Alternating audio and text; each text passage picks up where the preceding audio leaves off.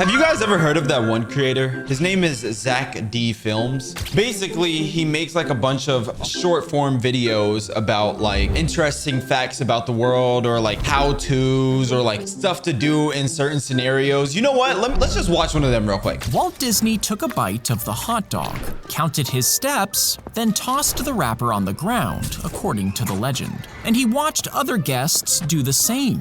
When he counted, he found it was about 30 steps before someone would drop their trash. And when he opened Disneyland and installed trash cans, he personally measured out 30 steps between each one. So now, when you walk through a Disney theme park, you'll find a trash can exactly when you need it. That, you know, wait, I'm not gonna lie. That's a crazy fact. I'm not gonna lie. That's actually a pretty crazy fact. However, you know how crazy it is? Like, this video animation is insane. But did you know that there was a person, well, a creator, who does this exact type of thing, but Roblox edition? Yeah, there's a creator on here that does a Roblox version of it. And his name is Baseplate. He goes by the name of Baseplate, and he makes Roblox versions. Well, not of the same stuff that Zack D Films does, but like of other stuff, like random facts. So that's exactly what we're gonna be doing. We're gonna be watching them and reacting to it. And honestly, the fact that this was 20 hours ago and it got 1.1 million views, I'm not gonna lie, I think a lot of people can agree with me that his content is pretty good.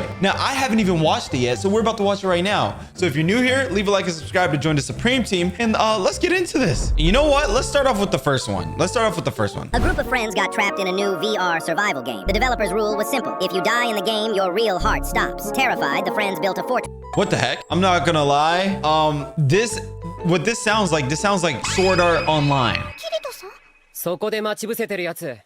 If y'all ever watched that anime, this is what it sounds like. Let's replay this. A group of friends got trapped in a new VR survival game. The developer's rule was simple. If you die in the game, your real heart stops. Terrified, the friends built a fortress to stay safe. But the game was unforgiving. Over the years, his friends fell one by one to terrifying monsters. He spent decades entirely alone in the digital world, growing old and bitter. Finally, his character's health hit zero. He lay down, accepted his fate, and closed his eyes, only to wake up gasping in his gaming chair. His friends were laughing on the voice chat. Dude, you fell asleep during the tutorial. Only 4 hours had passed in the real world. A headset glitch had messed with his brain's perception of time, trapping him inside his own mind for 16 years. A group of friends got trapped. Whoa, wait, is that real? Imagine how terrifying this would actually be. Yo, what? Bro, roaring night in the... What? The first few seconds, I thought it was Sword... Yo, for the first few seconds, I thought it was Sword Art Online. Yo, me too, same peak. Yo, I knew I was the only one. All right, let's watch another one. In this world, everyone has a glowing halo. If you lie, the halo turns red. But everyone is born with 3 tokens on their arm. Each one lets you tell a lie without getting caught. Sarah's classmates used theirs to hide bad grades. But Sarah never lied. She told her friend her outfit was ugly. She told a little kid his drawing was terrible. She thought she was being good, but her brutal honesty pushed everyone away. Sarah grew old and lonely, with all 3 tokens left. One day, she saw an old man surrounded by laughing friends. His arm had 0 tokens. You wasted them all, Sarah said smugly. You must be a terrible liar, the man smiled. I used my first to tell my dying mother she wasn't a burden. My second to tell my scared friend we would survive. And my third to tell my wife she was beautiful when cancer took her hair. Sarah froze. Brutal honesty can be cruelty in disguise, but a kind lie is the greatest act of love. Yo, who are they feeling like? Yo, they over here giving some moral of the story type of animations. And you know what? I'm down for, I like it. What time? Yo, moral of the story. Sometimes it's all right to tell a lie. How do they make these? Like, how are they coming up with these stories? Wait, what did this guy just say? I have seen 217 versions of these type of stories. Okay, game. The fact that he knows it to the number 217. I've never seen it, so it's my first time seeing it. How about that, little man? All right, you're at a family dinner when your uncle suddenly starts laughing hysterically. He falls to the floor, shaking and completely unable to stop. The next day, you walk into the kitchen and your mom is staring at the wall, giggling uncontrollably. You panic and dial 911, but the dispatcher is just violently cackling on the other end. You look out your window and see your entire neighborhood stumbling around, laughing so hard they can't even breathe. You pack a bag to run, but suddenly your legs give out. A weird tickle builds in your throat. A massive smile forces its way onto your face, and you let out a terrifying laugh. This is Kuru, a 100% fatal, incurable brain disease that wiped out entire villages in the 1950s. And everything you... What? Okay, wait. Is this real or fake? Infectious smile lore. Wait, is that real or fake? Now I'm actually curious. Wait, is this stuff real or fake? Like, okay, the other stuff was low-key, like, fake, right? Oh my gosh. Laughing Death Kuru. A rare disease linked to rituals. What? Symptoms: difficulty walking and balancing, tremors and muscle jerk, emotional change and inappropriate laughter, difficult to swallow and... What? That's an actual disease known as laughing sickness due to abnormal bursts of laughter from the patients. Whoa. I'm not gonna lie. I don't know whether to be intrigued about that or whether to be completely disturbed. Like, why is it that I low-key want to see an actual footage of that? Is that weird? Is that crazy for me to say that? What the heck? Duration? What? Unusual onset 5 to 50 years after initial exposure. Wait, it's an exposure thing? So what? Infection? It's infectious? Huh? It's an infectious disease? What the heck? Duration 11 to 14 months life expectancy after onset. Yo, so basically if you get infected with this laughter disease, you got like basically a year to live right after. Dog, what the heck is... I've never heard of something like that in my life. That's actually scary, but like interestingly scary. I don't know how to explain it. All right, let's just keep watching. You just experienced was caused by one terrifying tradition: eating the brains of the dead. You're at a family dinner when your uncle suddenly starts. This story gets more terrifying the more you think about it. When he was 13, a boy got into a fight with a classmate and pushed him into an old dry well. By the next morning, the classmate had vanished. At 23, in the middle of an argument at home, he threw his wife down the very same well. She disappeared too. He started to believe the well made people vanish for good, and the more it worked, the bolder he got. At 33, he pushed in a boss who had done him wrong. Once again, the body was gone. Then at 43, he threw his own aging mother into the well. But this time, nothing happened. She didn't disappear. Days went by and her body began to rot and smell. So here's the chilling question. Why was his mother the only one that didn't vanish? This story gets more terrifying the more you think. Why was his mother the only one that didn't vanish? If I'm not mistaken, I think it's because the mother was the one removing the bodies. Let's see the comments. For those who don't know, his mother hid the body. Okay. Because she didn't want him to go to prison. That's why the corpse didn't disappear. Dang. This YouTuber wanted to go viral so bad, he targeted the one place you can't set foot on, North Sentinel Island. The isolated tribe there has killed everyone who comes close, but all he cared about was the views. His first attempt failed. Hotel staff caught him paddling out and threatened him with jail, but the obsession ate at him. Months later, he snuck to the beach at 1 a.m., setting off in a tiny motorboat with just a camera and a Diet Coke. 9 hours later, he saw it. Drifting past the exact spot the last visitor was killed, he blew a whistle, filming everything until his boat hit the sand. Dead silence. Then, a branch snapped. Knowing they were in the trees, 1 arrow away, he panicked, threw the Diet Coke on the beach and sped away. But he didn't escape. The second his boat hit the mainland shore, the police were already waiting to arrest him. This YouTuber wanted to go viral so bad, he targeted... Wait, is that real? Yo, what? Who the F only packs a Diet Coke? Yo, the tribe is gonna try the Diet Coke and search for that flavor for the rest of their lives. Buddy, don't gas Diet Coke. It's not that good. All right, let's do the next one. You've been in this hospital waiting room for 3 hours. Someone you love is in surgery. Nobody will tell you anything. You go to the front desk. The nurse is on the phone. You say, "Excuse me." She doesn't look up. You say it louder. Nothing. You sit back down. The clock on the wall still says 1:08. It said 1:08 3 hours ago. A man drops coins into the vending machine and they fall straight through onto the floor. He doesn't notice. You're freezing. Nobody else is. Finally, the doors open. A surgeon walks in, scanning the room, and starts walking toward you. You stand up. He walks straight past you to a family crying in the corner. He says, "I'm so sorry. We did everything we could." The woman screams a name. It's your name. You look back at the clock. 1:08. The exact second your heart stops. You've been in this hospital. Whoa. What the world? What? Hold on. This just kind of threw me in for a loop now. Yo, I think, okay, so wait, are some of these stories real and others fake or made up? I don't know, man. Hey, I like it, but yo, it's scary. It's a little scary. I ain't gonna lie. Hold on. Okay, not scary, but interesting. After a violent storm capsized his family's boat, a father washed ashore on a deserted island. He searched the beach frantically, but his wife and son were nowhere to be found. As severe dehydration and starvation kicked in, his brain went into pure survival mode. To stay alive, he began hunting these strange, hairless, wild pigs he saw roaming the island at night. He survived for weeks on their meat, cooking it by his signal fire, praying his family made it out alive. Finally, a rescue helicopter spotted the smoke and landed. The man ran to them sobbing, begging them to find his family. He explained he only survived by hunting the local wild pigs, but the rescue medics just froze, staring at the campfire in absolute horror. The man wasn't hunting animals. In his starving, hallucinating state, he had actually hunted down and eaten his own family. What? Is that real? Is that real or fake? Wait, is that real or fake? What the heck? That's fake, right? That's not real. That's not real. Is that a real story? What the heck? A bully poured super glue in this girl's hair, but it's what she did after that will shock you. Mia was just an ordinary girl in 10th grade, but there was one guy who would not leave her alone. Every day he'd harass her, spread rumors, and trip her in the hallways. Then one day it went way too far. Before class, he balanced a bucket of industrial glue above the doorway. Minutes later, Mia walked in, and the whole thing poured down over her. She collapsed on the spot. She woke up hours later in a hospital with chemical burns across her body, and was told she'd have to shave her head because her hair would never grow back. And the bully? A 2-day in-school suspension. That was it. Her life was ruined while he walked away without a scratch. Mia was furious. But instead of breaking, she started planning the kind of revenge no one in that school would ever forget. A bully poured... Wait. Is this real? Like, I want to know, is this real? Like, how are you coming up with these stories? Is this real or fake? Dude fell asleep mid-script. Okay, so I'm assuming these are fake. A man was mugged. Okay, but then why the heck was that other one about the Kuru disease real then? And that Sentinel Island, I think that was real. At gunpoint and handed over his wallet without a fight. The mugger opened it and found only $3 inside. He looked at the man, almost offended. The man shrugged and said times were tough. Feeling bad, the mugger pulled $20 from his own pocket and handed it over. The man thanked him, took the cash, then pulled a second wallet out of his other pocket, fat with bills, and walked off. The mugger stood there realizing he had just been robbed by the man he was robbing. A man was mugged at gunpoint and handed... Okay, that's definitely a script. This was the most evil lady that ever lived. In the early 1900s, a fortune teller named Elena ran a shop on the edge of town. People avoided her, but those who went in left shaking because she'd take your hand and tell you the date your life would end. So when a skeptical cop named Marcus came to expose her, he laughed when she said today was his last day. He swore he'd be back tomorrow to prove it, but to be safe, he locked every door and stayed home. Near midnight, he woke to someone sitting on his bed. It was Elena. She smiled and whispered, "Sorry, did I wake you?" He fought her off and ran as she chased him, screaming it was his destiny. They tumbled down the stairs and he woke to find her knocked out. He cuffed her to the railing and ran for help, but when he got back, she was gone. Relieved, he finally lay down in bed to rest. He closed his eyes, the house silent. Then behind him, a voice whispered, "Let's try this again." This was the most evil lady that... Wait, what?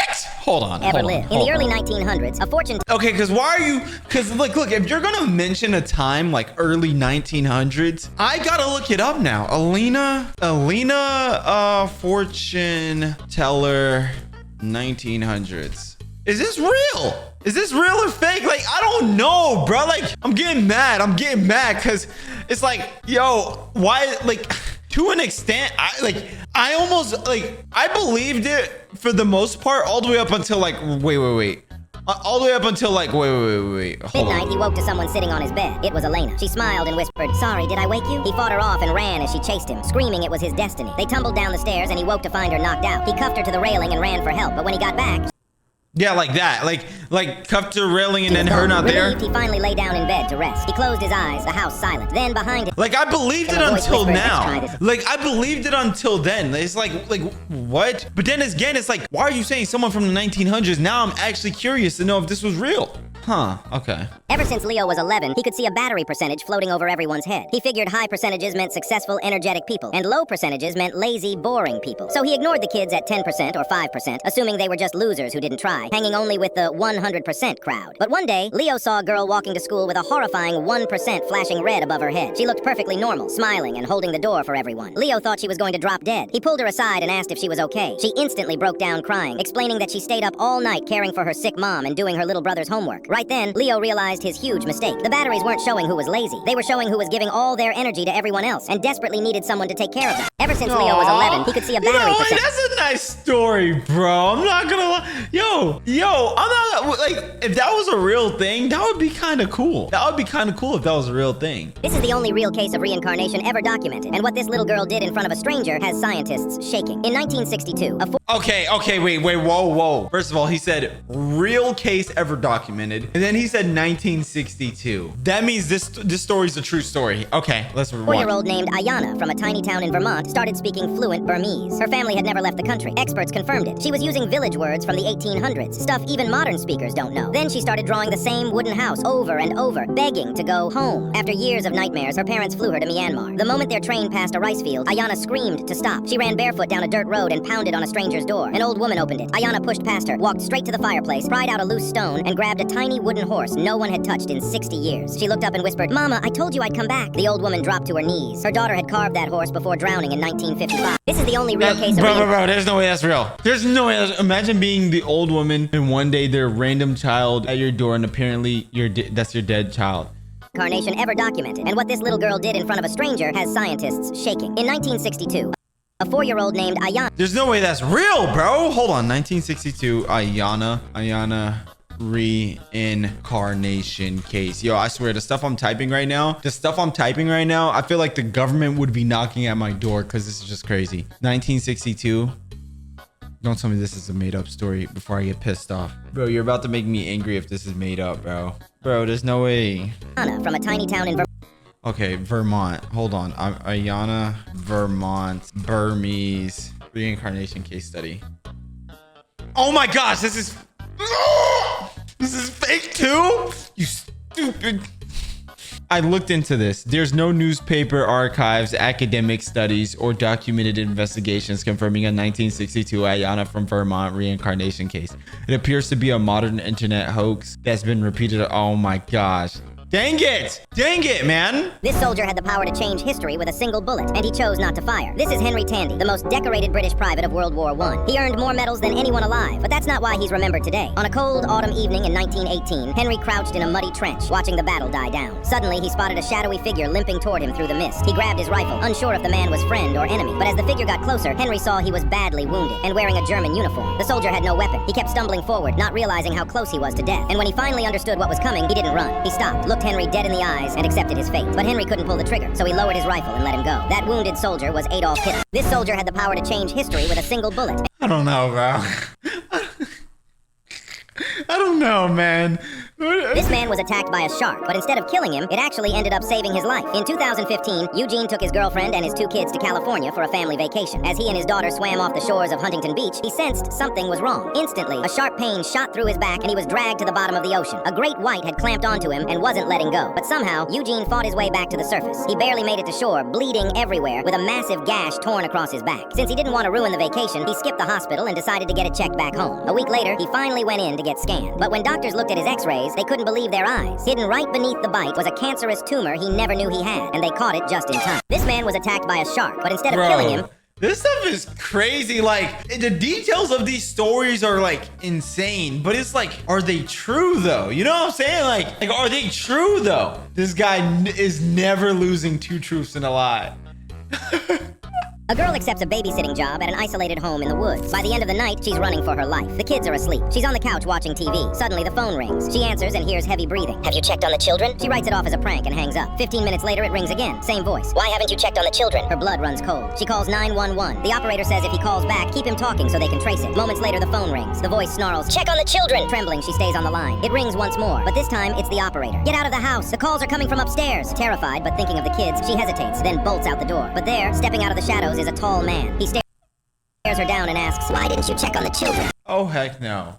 That's fake. Oh, heck no. Now that's scary. That right there is scary. A boy was chased by the police. He ran very quickly into their house. His older brother saw him, his shirt and hands stained with blood. He was shaking and could not speak. The brother looked out the window and saw a fleet of police cars, sirens blowing. You have 5 minutes to surrender. He told his little brother, give me your shirt. I need to wash off the blood. A few minutes later, he heard the back door slam. He looked and saw his brother walking toward the police in his shirt, hands in the air. He screamed, what are you doing? No, brother, no! They took him away. Days passed. At the trial, he watched his brother sentenced for life for a crime he knew nothing about. He ran to the judge and screamed, it was me! He's innocent! Then suddenly an officer rushed in with CCTV footage proving the boy's innocence. The real culprit was caught. Why did you do that? He asked. His brother replied, I'm your big brother. I'll give my life for you. A boy was chased. Aww. Yo, nah, I'm not gonna lie. Like, the stories of these be like getting sentimental and deep. And then next thing you know, you hear, get out. Like, bro, it's like, all right, you just killed the guy.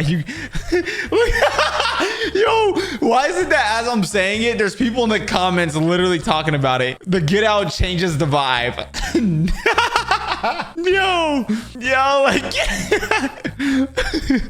bro, it's like the get out ruined the moment. Yo, bro, like, it's like, bro, it's a good story. The next thing you know, get out, bro. Like, bro, are you serious, buddy? Don't tell mom about this. That's what my dad whispered when I was 11 and caught him counting a stack of bills at the kitchen table. He smirked. Keep quiet and you'll find out what it's for. 2 days later, he came home with a beat-up used car. We were dead broke, so it looked like a spaceship. Then he leaned in. Don't tell her what I paid, and I'll teach you to drive. Every weekend, he'd drive me to an empty lot and let me take the wheel. 11 years old, feeling like the coolest kid alive. Again, don't tell your mother. Years later, I got my license and begged mom to let me drive her around. Absolutely not, she said. You have no experience. I couldn't argue without experience. exposing Dad. I kept asking her for weeks. Then one day, Dad overheard. He walked in and told her, he's a better driver than you anyway. Tossed me the keys and told her everything. And as I cheered, he hit me with, if you kept that secret this long, you can keep the car too. Don't tell Mom about this. That's Bro, what my like, dad was. why do you say get out? You just ruining a moment. Like, this is some good vibes. An old man kept hearing footsteps in his house at night. Every time he searched, the rooms were empty. He told himself it wasn't a ghost, just the house settling. He was wrong. One night, he walked into his kitchen and found a tall, unnaturally thin man hunched over his open fridge. The old man swung his cane. The stranger swung back and didn't stop. The old man was found beaten to death the next morning in a house with every single door and window locked from the inside. Police found only one thing out of place, a trap door in a closet ceiling. But it was so small, they swore no grown man could fit through it, so they never looked. The widow moved out, but neighbors kept calling the cops. A figure in the upstairs windows, lights turning on at 3 Oh, a.m. heck no. That's creepy. Oh, heck no. See, that right there is creepy. Cops finally staked it out and caught a pair of legs disappearing into that tiny trap door. They dragged him down. His name was Theodore Conies. He had been living up there for 9 months. Is that real? Wait, that's real. Is that real? He just showed an actual picture. They dragged him down. His name was... Is that real? Hey! This is actually true. It happened in 1941. The old man's window, Helen, returned from the hospital after this. She and her caregiver reported foul odor, missing food, and eerie, mysterious sounds. They left the house after this. Neighbors also reported mysterious sounds and seeing the man in the attic. Eventually, the police did a check of the house and heard a lock click. Then they saw Theodore's legs sticking out the trap door. So he was arrested. He was also, like described, very skinny, and this was because he was hiding in the attic and not eating much food. He also was 6 feet tall and 75 pounds. That is scary. That is actually scary. How are you 6 feet tall and 75 pounds? What does that even look like? Whoa. 6 feet tall, 75 pounds. What does that even look like? What does that look like? Like, what does 6 feet tall being 75 pounds look like? Like a slender man. Oh my gosh, that's creepy. That is creepy. All right, well, anyways, thank y'all so much for watching this video. Yo, I'm subscribing to Baseplate. Yo, bro's actually a really good content creator. Y'all let me know if y'all want me to react to his videos again or anyone else's. But anyways, thank you guys so much for watching this video. Subscribe if you're new to the channel, and I am out, guys. Bye.